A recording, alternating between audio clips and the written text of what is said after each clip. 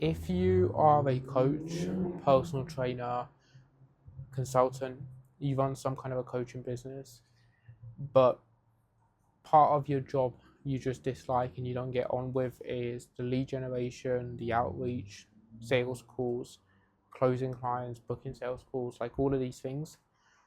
Give me 5 minutes, 10 minutes from this video today. I'm going to do my best to help reframe that perspective as much as possible and just give you potentially another outlook of looking at this, purely because I struggled with sales, I struggled with lead generation, with content. I'd much rather sit behind and coach my clients and have conversations when I first got into this space, close to 10 years ago. And it was only for a lot of trial and error, a lot of hard work, a lot of kind of changing things and trying to reframe things that I found another way of doing things, or found a way that worked better for me, just because I was a bit more of an introvert.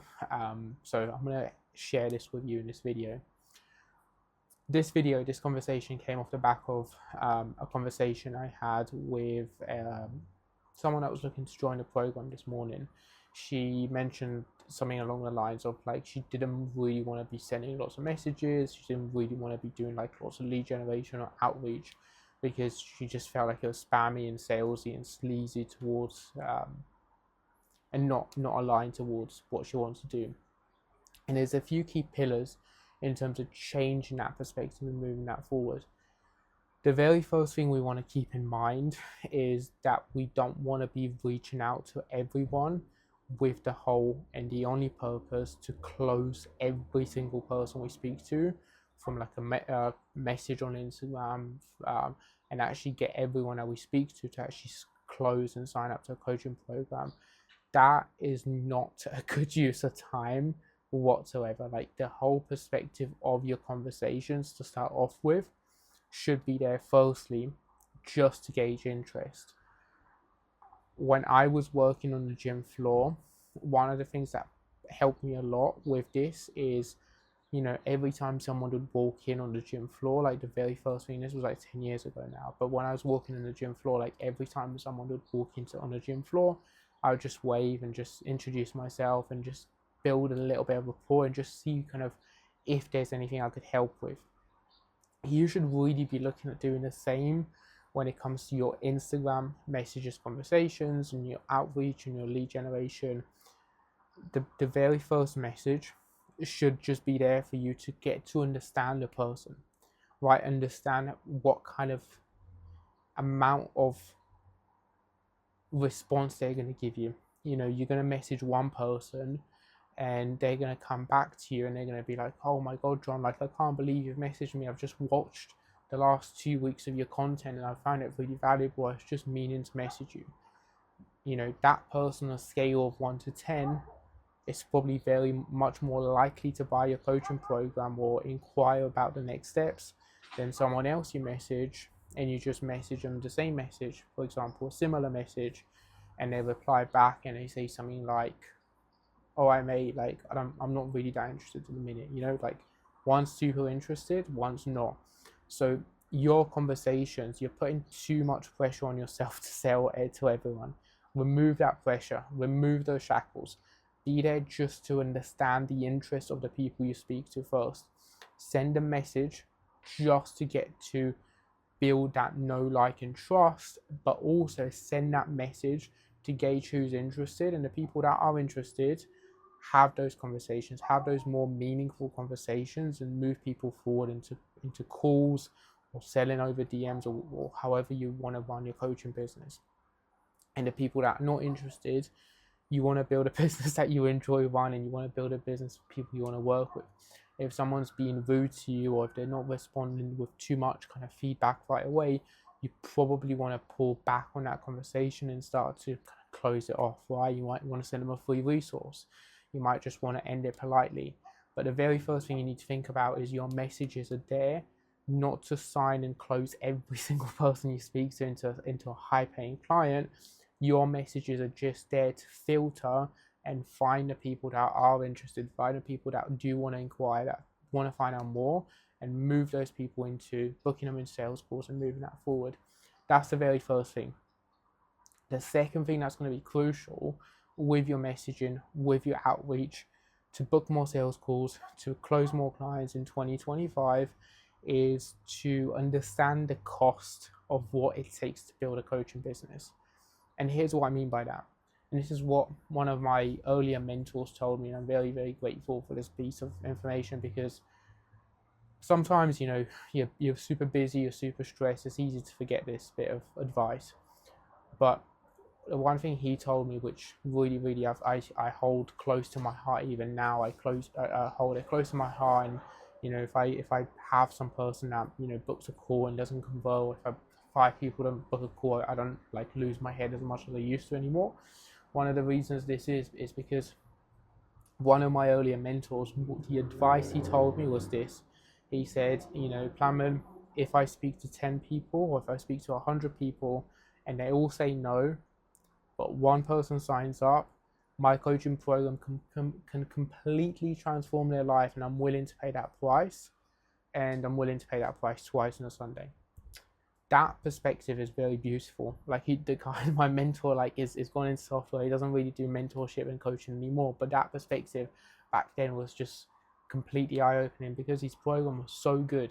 It got me results, transformed my business. He was really hands-on with kind of how he did things, and that, it was really eye-opening. And even now, it's I would honestly question the integrity of a coach, of a personal trainer, if they're not willing to get a few no's. If they're not willing to get a few no's, if they're not willing to get a few rejections. If on the other side of 5 people saying no, on the other side of those 5 no's, you get one person that says yes, they pay you, you help them, and you transform their life. I would honestly question a personal trainer, a coach's integrity, if they're I don't want to get a single no ever for my coaching business. I'm going to hide behind all of this. I'm going to put AI to do everything. I'm going to write emails, and no one's going to ever turn me down. If you're getting into business, if you're getting into a coaching business because you don't want to get rejected, you might as well not start. So that's the second thing, right? For me, I would take 100 no's, 1,000 no's, if on the other side of those 1,000 no's, or whatever the number is, meant I could help. There's one person I found that could genuinely help and transform their life. Obviously, you're going to get much less than 100 or 1,000 no's to get a client. It's an over exaggeration, because we're going to have the systems in the back end to actually convert people into clients. But that second bit of feedback here from a mindset perspective would make your life a lot easier. Understand that if you get a 10% or 20% kind of conversion at the beginning from the people you messaged close to them when you're starting, it's still a massive win. You're still making online money. You're still able to live that dream lifestyle and travel the world and build towards that. So that's the second most important thing I would say here. And the very third thing to look at as well when it comes to outreach, when it comes to messaging, is this, right? There's going to be a more tactical video coming up on this soon in terms of what to say and how to say it, but this is more of a mindset, right? This is more for people that are I don't really want to do it, I feel a bit salesy, a bit sleazy, all of these things. That's the second thing, right? And the third thing, in terms of actually changing your entire perspective and actually having more highly meaningful conversations, is to remember this. Remember that you are the expert. If you go into a doctor's office, he's going to be the one leading the conversation.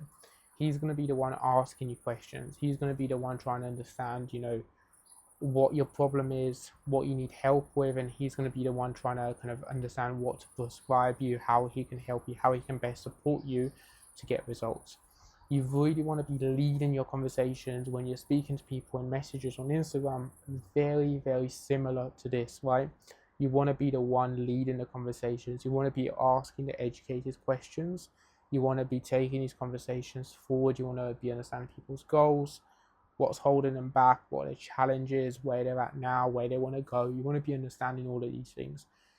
So you want to kind of have that belief. You want to have that conviction in your chest, in your heart, when you're messaging people. I am good at what I do. I can get you results, but I just need to understand a few questions.